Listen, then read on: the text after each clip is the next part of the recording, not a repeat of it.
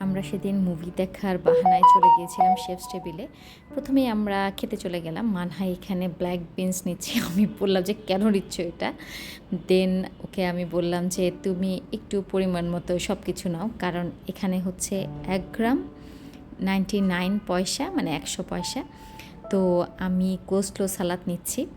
আসলে প্রথম আমরা বুঝতে পারিনি। আমি, মানহা আমরা দুজন টুকটুক করে এটা সেটা সেম জিনিস নিয়ে নিয়েছি।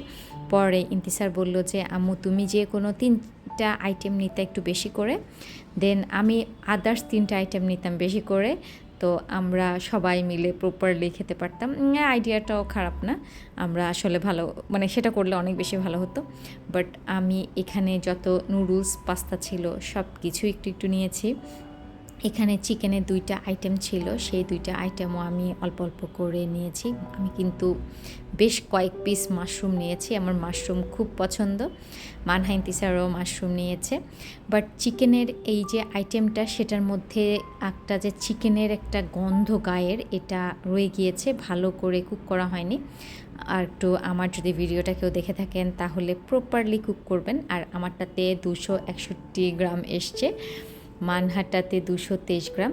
ইন্তিসারটা কেন ভিডিও হলো না বুঝলাম না। আমরা আবার চিকেন ফ্রাই অর্ডার করেছি। সব মিলিয়ে একসাথে সবাই বসে খেলাম।